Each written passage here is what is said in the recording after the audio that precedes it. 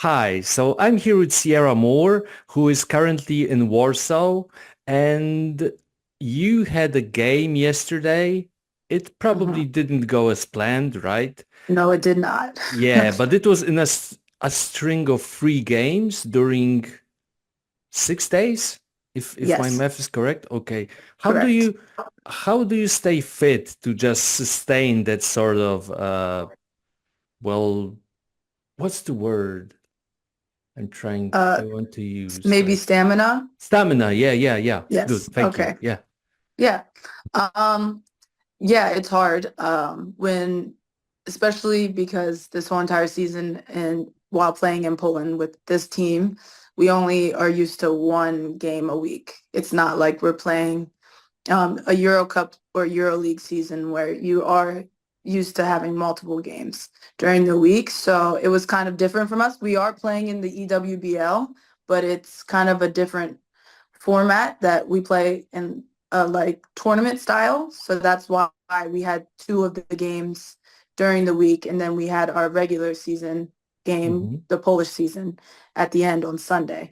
Um, just a lot of rehab time with with our physio, making sure that we're okay, and then it's more mental during the week than it is physical. Just making sure that you have enough energy and stamina to play in all three of those games. Sure. And can you explain to our viewers what the EWBL is? Yeah, so it's just a separate league that goes on. They have a men's league too. It's the ENBL. Um, it's a different style. It's kind of like Euro Cup or Euro League, but it's lower. It's a lower level. It's just an opportunity to play other teams in different countries, and it's a smaller scale. So we only play three other teams. There's a team in Nyon, which is a Swiss team, and we play a team called Ostrava, which is in the Czech Republic, and Hmm. then a Ukrainian team. So it's only four of us, but it's nice that we get to experience different countries, different cultures, and we get to also play basketball still. So it's when you always have the opportunity to play more than you practice more, everybody's always going to take that at the end of the day. Sure. And cool. Thank you. And Poland is the 11th country you're playing ball in, right? Yes. If my math is correct. So is traveling so much and playing basketball in so many countries a blessing and you feel flattered that people all over the world basically appreciate your playing skills? Or is it a side effect of your love for basketball and you just accept that? That, for example, you're here one place and next year you're in the next one. Um, I think it's a blessing because honestly, there are some places that I could have stayed and for more years to come, but I take the opportunity of basketball to play basketball as a big like bonus for me to travel. I'm getting to travel all across the world and see these new countries and experience the new cultures and the people in each country. And I think it's really good as a learning experience for life. And I think it helps like growth knowledge wise that you wouldn't get if you just stayed in one country your whole entire life. So it's definitely a blessing. I mean, of course, we always think that the highest level that we want to achieve as a basketball player is to play in the WNBA, but also too, if you still love basketball enough and you get a chance to go overseas to play, why not take it? And that's how I thought about it. And I get to go all around the world and I get to play the sport that I love for my job. Okay. And are you good with making instant connections with people? Is it something that comes Um, naturally to you or you had to learn that because of basketball? I have always been a naturally outgoing person, so I think I have an easier time than some introverts might have when going to a new country and maybe not knowing the language and having to really fit in. It might be harder, but I've learned, especially more as I'm playing in different countries, to embrace it because the people from that country, they actually feel good when you try to embrace their culture and their country, and they take a sort of liking to you if you actually are trying to learn something new and really try hard to fit into that culture and that country. So that's something that I've been doing now. And it's honestly better because it's hard being away from your family for this long. And it's good to create almost like an extended family somewhere else that can help you get through these times. And then you never know, like you might end up liking the country and the culture that you have been immersed in. And it's hard if you don't try to open up. So I've always been good at that, but and it's important for introverts too to try and do that as well, even though it might be hard at first. Okay. And I would like to clear something up because on both college websites, Duke and Penn State, you're hailed as coming from Pennsylvania. But you were Hmm. born in Maryland and you were raised in Pennsylvania. Is that Yes, that's correct? correct. My father is from Maryland. I was born in Maryland, so maybe like a year and a half of my life I was in Maryland, but my mother's from Pennsylvania. So we moved to her hometown and I Okay. grew up in Pennsylvania and I went to school. And you All grew of up, my yeah, go on, sorry. Yeah, all of my 18 years I was in Pennsylvania. Yeah. Okay, you were just born in Maryland. Okay. Yeah. And you were raised in Hanover, Pennsylvania, Yes. right? How does it feel to come from small town Pennsylvania to just to arrive at Duke and Penn State and then just be accepted all around the world for just your basketball skills, but also for your personality? Well, um I did come from a very small town, but I think what really helped is we have AAU, which is travel basketball. And I started that at a very young age. I started when I was 8 years old. I was playing with 9-year-olds.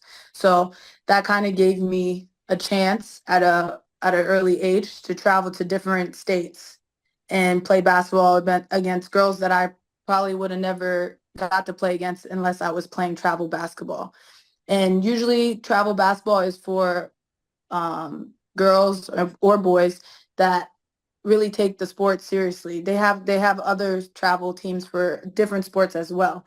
But I think that really helped me and it increased my love for basketball as well as both of my parents have played basketball when they were younger as well. And it helped when I was transitioning from high school to college. Of course, you're a freshman I was a freshman at Duke. It's going to be scary, but it's really important to focus on that you have one common like goal, and it's to go there and play your sport to your best abilities. And it's at least you have one thing that you have in common with everybody else that's on your team at that point in time. So it's really good to focus that. And then transferring to Penn State at that point in time, it was kind of easier for me because I had already had 1 year of college under my belt. So it wasn't that hard of a transition, especially because I was also being recruited by Penn State before I transferred. So I kind of knew the coaching staff before I was going and some of the players as well. Okay, so you said that AAU requires you to take basketball seriously, right? So already as an 8-year-old, you are taking basketball seriously? Yes. So of course, I mean, That's it pretty costs money that impressive. you have to pay to play AAU. So you would think if you have to pay to play the sport that it would be serious. I mean, you always have some, they just do it so they have something to do. But for the most part, your AAU team, everybody is seriously like thinking about that sport as something they want to do to get a scholarship to go to college one day. So yeah, it is serious at 8 years old to think about, well, hey, this is what I'm going to stick to. This is gonna be my money maker, and this is how I'm gonna get a scholarship to go play Okay, basketball and for and go to school for free. yeah, Yeah. and was there ever a chance of you becoming anybody else than a basketball player, which your both parents involved in basketball? My parents, they let me choose everything like I wanted to do when I was younger. I mean, I tried soccer. I wasn't really a big fan of soccer, but I did dance when I was younger. And then in high school, I did track and field. But at the time when I was in high school, track and field, you couldn't get a full scholarship. So that wasn't something that I liked. I liked track and field, but basketball I enjoyed more. So they didn't really push me, but when they knew that I wanted help in basketball, that's when they began to help, like push me because they knew that I actually loved playing the sport. Sure. And doing track and field, did it influence your basketball game also? And if yes, in what ways? Um, I think it helped. I don't know if it influenced. I've always been I kind of decided to do track and field because I was naturally fast. So I think it just helped me stay in shape in the off season after basketball. But of course, like I said, I was playing travel basketball as well. So I was continuously doing things. It was nonstop. So I would go from my regular season basketball into my AAU season. And as I'm starting AAU, I'm still doing track until the end of the school year. And then it's just AAU the whole entire summer.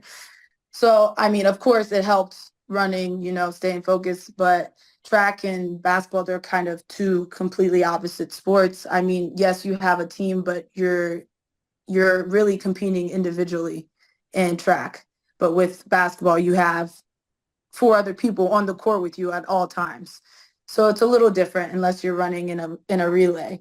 But it was just something to, change up that I wouldn't always be basketball, basketball, basketball. I would have some time that I can just focus on something else that I also love doing.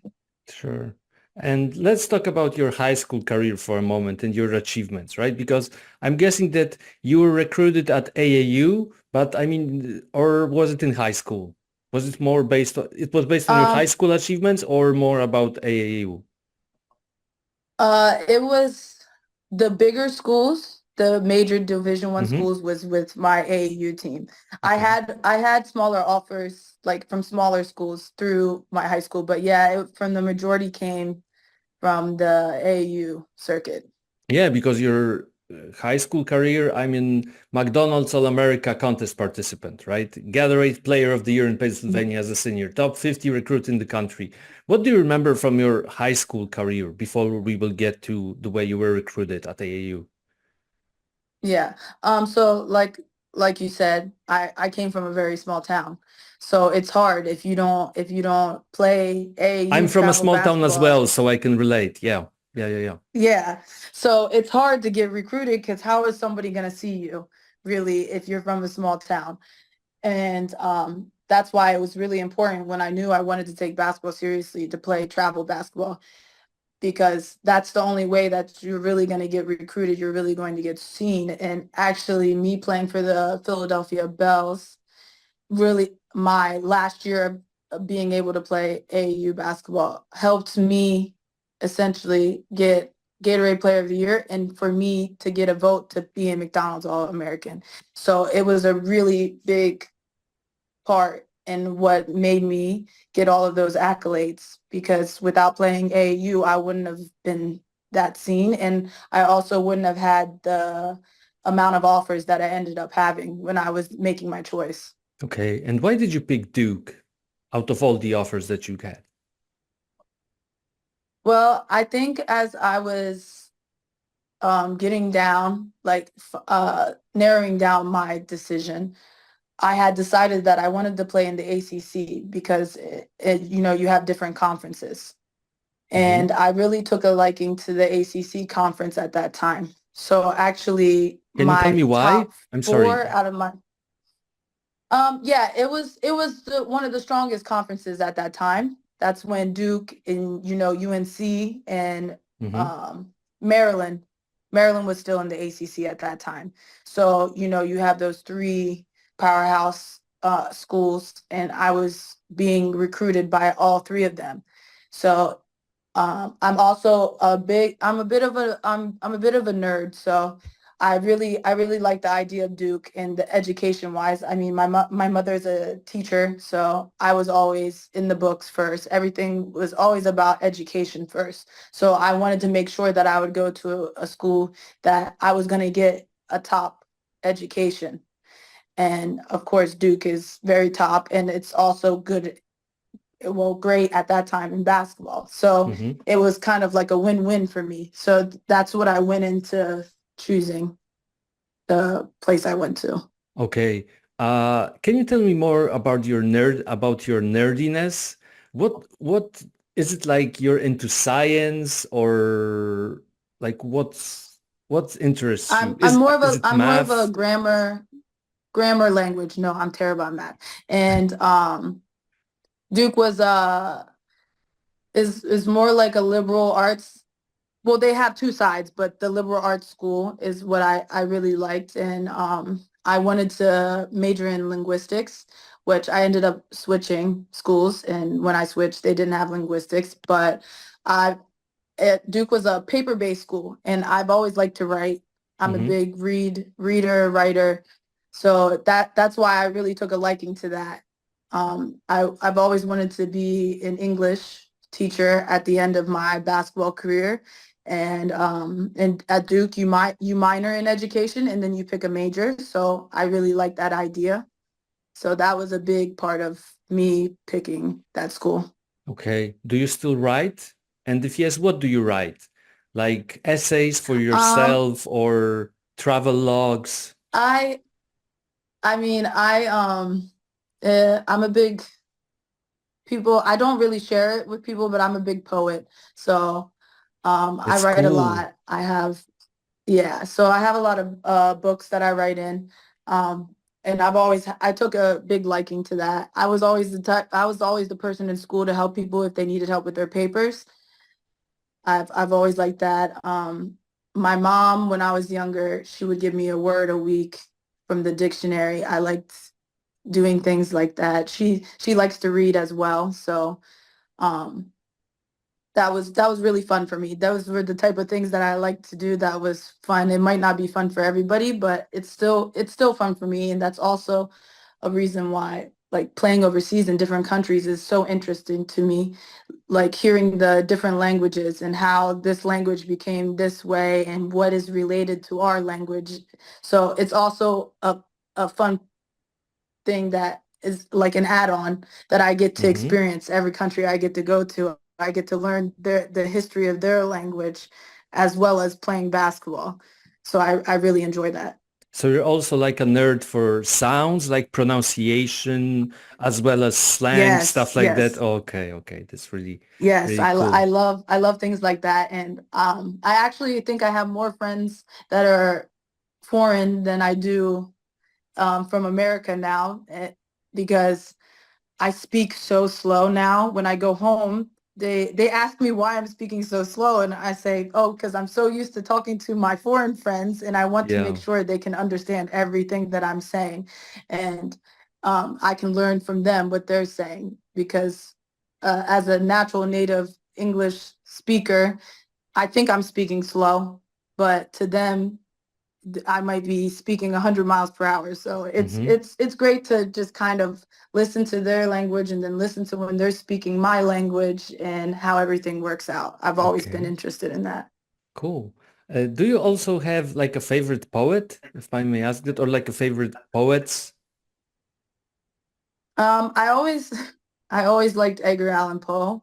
I Okay. also like Walt Old Whitman. school.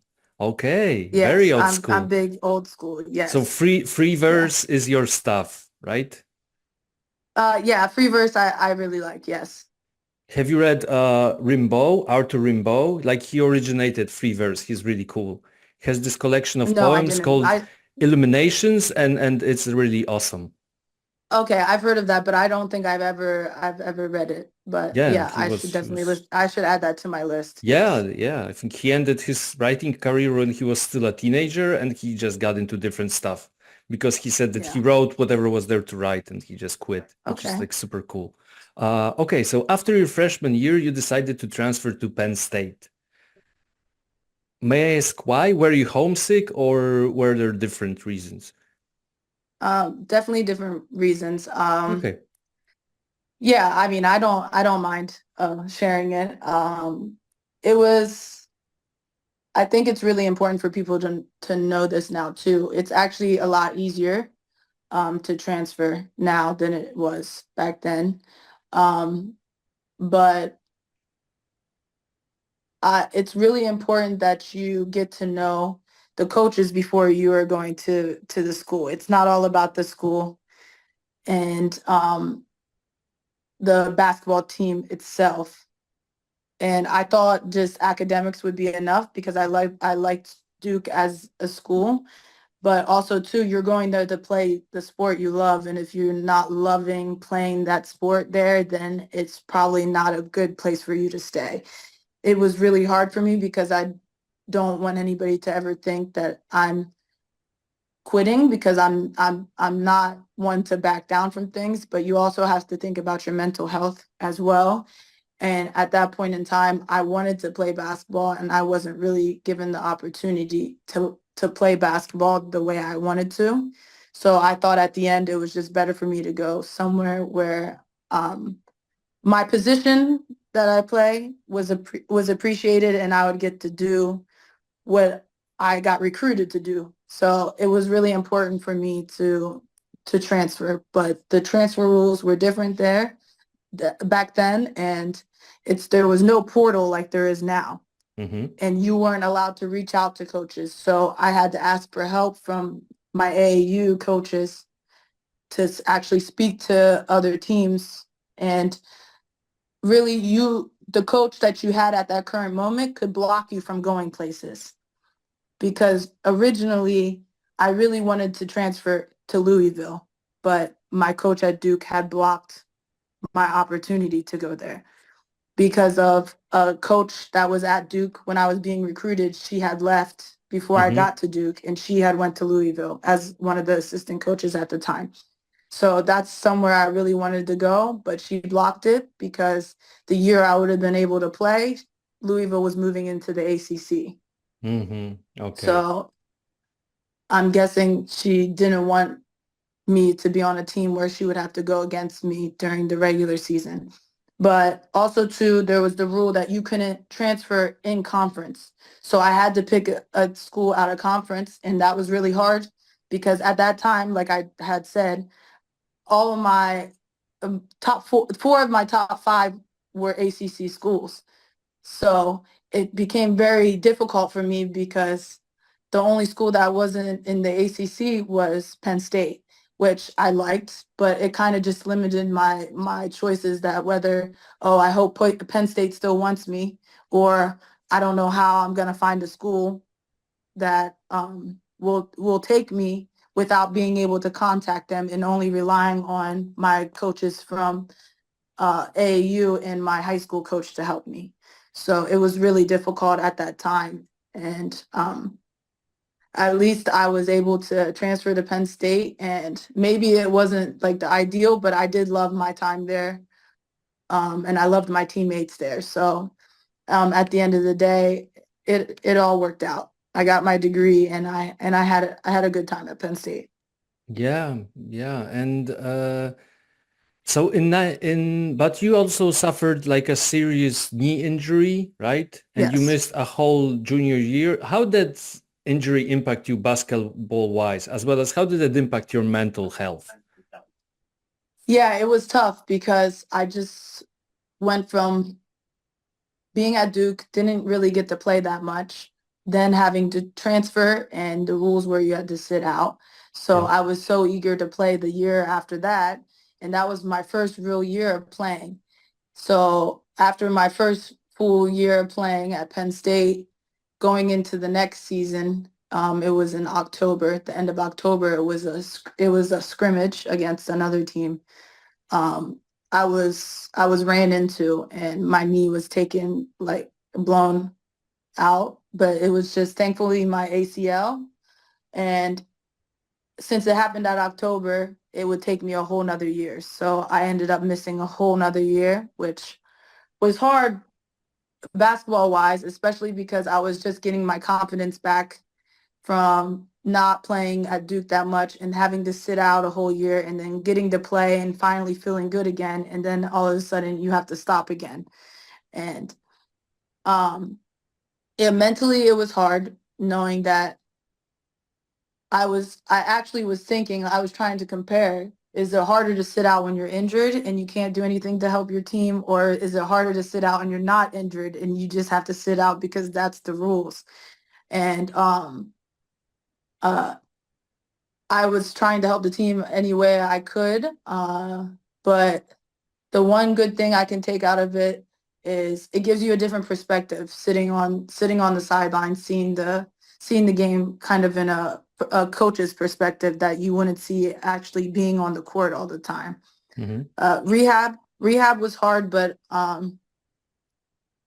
I was lucky enough to only do my ACL, so it kind of went faster as to somebody that would have something wrong with their meniscus and PCL or MCL as well. I was off the crutches 3 days when I heard I didn't need to have the crutches anymore, and they actually had to kind of slow me down because I was trying to go so fast in the process to try and get back to if we would make it to the March Madness season, but we didn't. So I kind of slowed myself down mentally, but uh, it's still hard thinking back about it because essentially I only played 3 years of college basketball. And I tried to get an extra year and the NCAA did not approve it. So it was kind of like a rush for me after my college career to try and find an agent and move on to my professional career because I was waiting all the way up until July to see if the Hmm. NCAA was going to grant me an extra year because really I had been accepted to the school, Arizona University, and that Hmm. was where I was going to do my extra year to play and go to the school, but the NCAA denied it and I had to think about my next step in my career, and that was going professional. Yeah, so that explains why you graduated in 2017 but signed your first contract in January of 2018, right? So you had Yeah, to so wait out. so the one thing, I did go to Argentina, which I don't know if there's any record of that. I did go, and the Yeah, second there's none. half, I was looking for it, yeah, and yeah. You actually played in yeah, Argentina as so well? Okay. yeah, yeah, Okay. so that it was not a good experience for me, but Okay. so that's why I only played there half the season, and then I went to Spain the second half, and then that's when it really started my career. So that's probably why. Um, you can only see when I started in Spain in Mm-hmm. Asturias. Yeah, and you started But in, yeah, I'm sorry. Go on. Sorry. no, go ahead. No, go ahead. Oh, no, I mean, you started playing in Spain in the second league, and I just wanted to ask you, how did the transition feel? But then I will have to rephrase that question, because you said that Argentina wasn't a good experience, right? When Yes. we're talking about like facilities, how does it feel to come from one of the major programs, like two major programs, because you have Duke and you have Penn State, which are like top Yes. level facilities, the way they take care of athletes, etc. And suddenly you go to Argentina or you go to the Spanish second league, which obviously like people are invested in their teams. I don't know about Argentina, Yes. but in general, people probably like fans are invested in the teams. They just don't have the resources to help the players and accommodate them properly. So I wanted to ask, how did you feel? Was it like a step? Obviously, it was a step down when it came to the quality. So how did you adjust to that? Yeah, so you're treated like royalty in college. So it's always going to be a culture shock when you go out of the US and out of being a Division I college player where you're weighted on hand and foot. It's gonna be a step down always. But for Argentina, it was a little different for me because I expected that it was going to be a step down. I expected the facilities weren't going to be as nice as I used to, or like access to physios and like more court time or whatever, or like housing. Smaller But staff, etc. Right? Yeah. yes, but it was really hard because I was there in Argentina at that time. They didn't have where you could buy the SIM cards to put in your phones. So like you could speak to your family and your friends when you're just walking around. It was you had to Hmm. be in your place with Wi-Fi, and that was the only time you could speak to them, and you would wait all day until you got home to do that. So it was a big adjustment because you're on your own, and when I was there, nobody spoke English. I knew Spanish, not I wasn't bilingual at the time, but I knew a little bit of Spanish, so it was okay. But it's not the Spanish that I was taught. So some things were still different. So that's also hard when you're around people that don't speak the same language as you the whole entire day.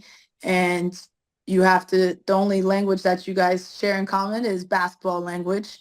And that's all you're focusing on, and sometimes you just need a mental break. So that was really hard, but I didn't expect like the housing and the facilities to be like I was in college, but it got really hard for me. Then that's what I had to tell my agent, that I needed to leave when I was 1 week without water, and then I was one Okay. week without electricity, because I I I realized that like my well-being is more important than me just playing the game I love somewhere. And I was granted the opportunity to get a job the second half and go to Spain, where it was totally different, and I fell in love with the country and immediately.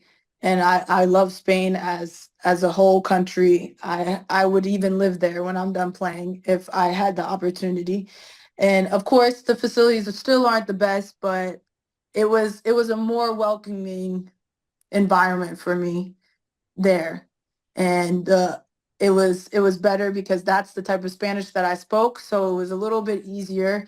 And there was more people that could speak English to me, and I also had another teammate that was American, so it was a little bit different of a change, which was good. But the food was amazing. So I was grateful for that opportunity to go somewhere after, because some people do have horror stories of going places, and it can like totally change your career, and you could just not want to play your sport anymore.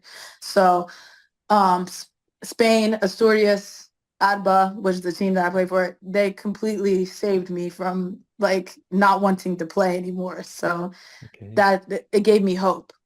Okay. So Spain is your probably the country that you would like to live in the most from all the countries that you've been in, apart from your home I country, probably. thought so. I thought so, but then last year I played in Greece, and I played in Oh, okay. Athens.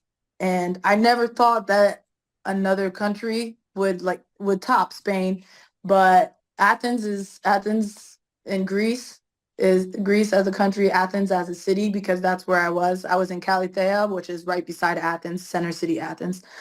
Um, it was really a good time for me last year. And so it's kind of those two, either Greece or Spain. I could see myself, living. Definitely, I want to live in Europe. I like the European lifestyle. It's more, you work because you want to work. You don't work to live. Kind of like in the U.S., I feel like most people, they work for their life, and I don't like that kind of style. Also, too, I like to cook.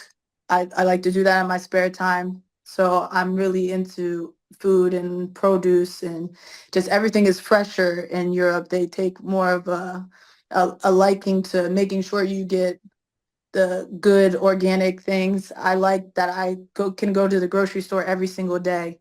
I will go to the grocery store to buy something every single day rather than just buying in bulk Mm-hmm. like most people do in the US. So it's just different things like that, or being somewhere where I can walk everywhere. I don't need a car to drive everywhere. That's also why I take a liking to the European lifestyle. Yeah. So I mean, America, I'm American. I was born there. I'll always go back there because my family's there and I need to see Mm-hmm. them, but Europe is where I want to end up. Okay.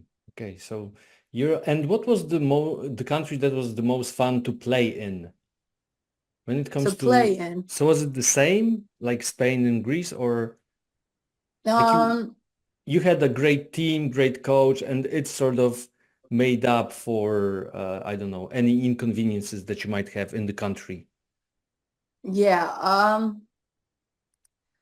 Last year it was probably that Greece was probably my favorite country to play in, not because it was until now Poland. It was the best level that I had played in Hmm. playing.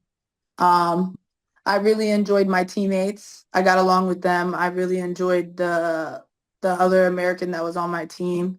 Um, the atmosphere and everything I think is really important.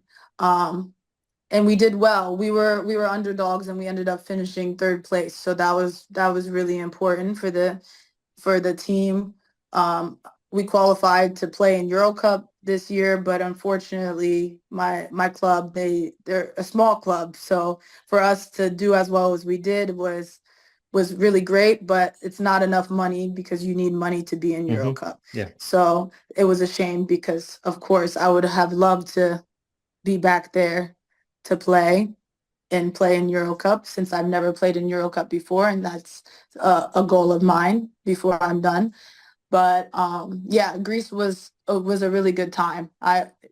Despite we didn't have the best arena, I didn't have the best apartment, but it wasn't terrible either. I didn't have a car, but it didn't matter because the people were great, the food was great, the atmosphere was great. So that makes up for everything. And the basketball was also great. Every game except for maybe one or two, was a good game. Like the competition wise was good. So I really enjoyed it.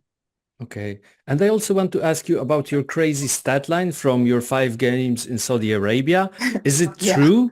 42 points, 21 rebounds, 6 assists, Yes. 56% shooting. Are those accurate numbers? Like Yeah. They're 21 rebounds per game? Yeah. So the thing is, which I really enjoyed, Saudi Arabia.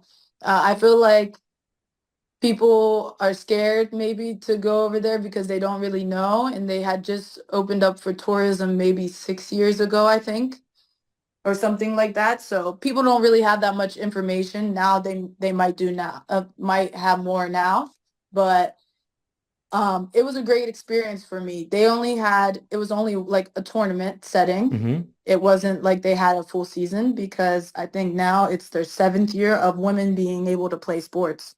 So it was only their fifth year when I went. And it was a great opportunity for me because I was playing with women and girls that they they haven't had that much time to play basketball because they never were Okay. allowed, and it gives you a whole different perspective on like, wow, like they really appreciate this opportunity, and their willingness to learn was just the it was so high that they were always like listening to what I had to say because I had been able to play since I started when I was 4 at the YMCA. And some of them, they only got to start when they were 25 because they weren't allowed to. It was really important for me to know that I helped play a part in the development of basketball over there. And now um, they're developing even more and more, and I still stay in contact with the girls that I played with, and they're still playing. So that's really a joy for me. And the seasons are longer, so it's great to see like where it started and now where it's going. That someday it will be a regular season like we have over here in Europe. So that's really great for them. Okay. And I want, because I'm interested, I was going through the countries that you played in, and one country in particular I found very interesting, Paraguay. What's the Yeah. basketball culture like in Paraguay? Of course, in Paraguay, usually the Spanish speaking countries, they're more of a soccer football type of Yeah. country. And that's kind of where the basketball stems from, the soccer clubs, the football clubs. And actually I had a great time there. That's the only championship that I have won professionally so far.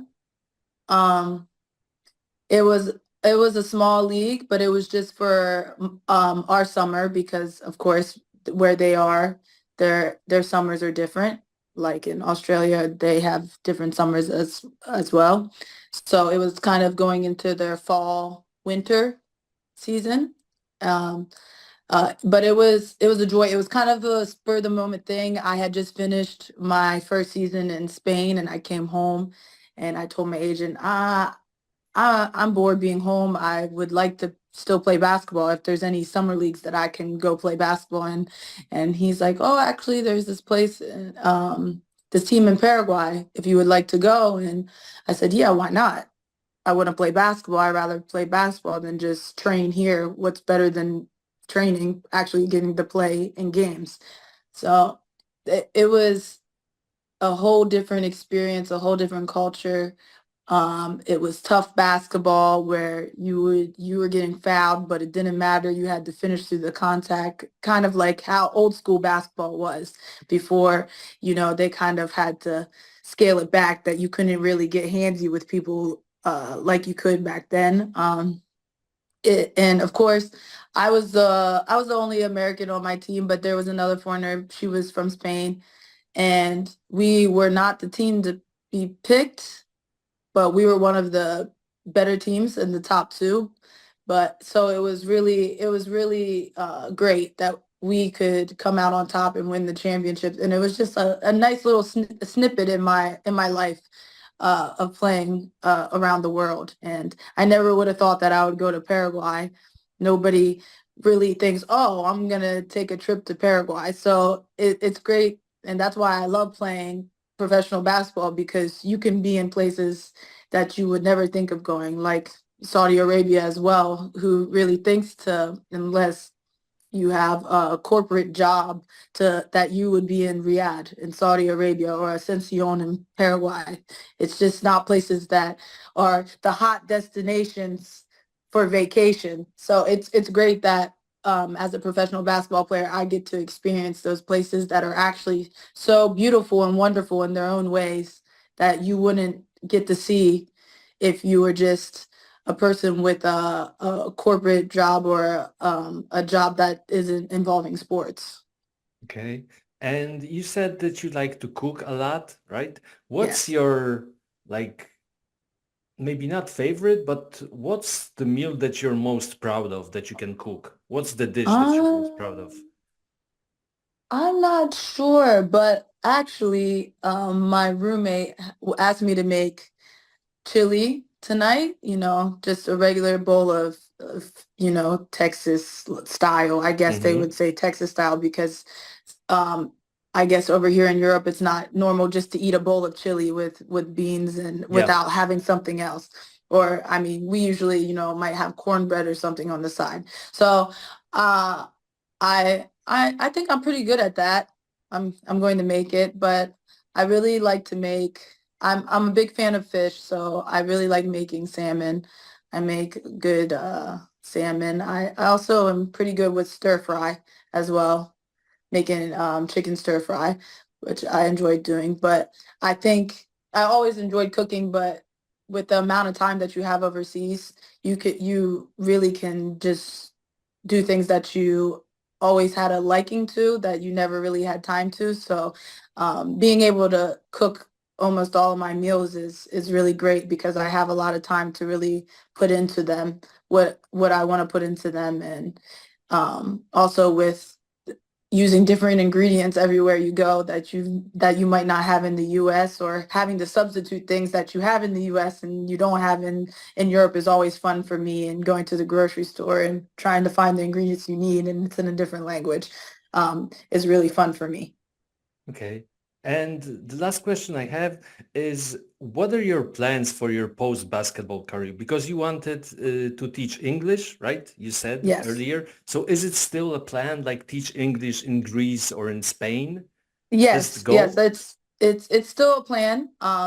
They always need English teachers. There's always a need for that in Europe. Also too, ever since I switched to the agent I have now, I took a liking into possibly becoming an agent when with all the experience that I had. So I had talked to him about maybe joining his team when I'm done. and becoming an agent as well, which I could do both. I can teach English and I can do that as well. So those are the two things that I'm really thinking of leaning toward when I'm done. And yeah, I just want to make sure I'm doing something that I enjoy when I'm done. And of course, I'll always be around basketball whenever I can because it's always going to be in my blood. But there always comes a time that you have to end playing on the court. Uh, Sometimes I think I would be a good coach, but also too, I don't know if I want all of the responsibilities because being a coach is hard.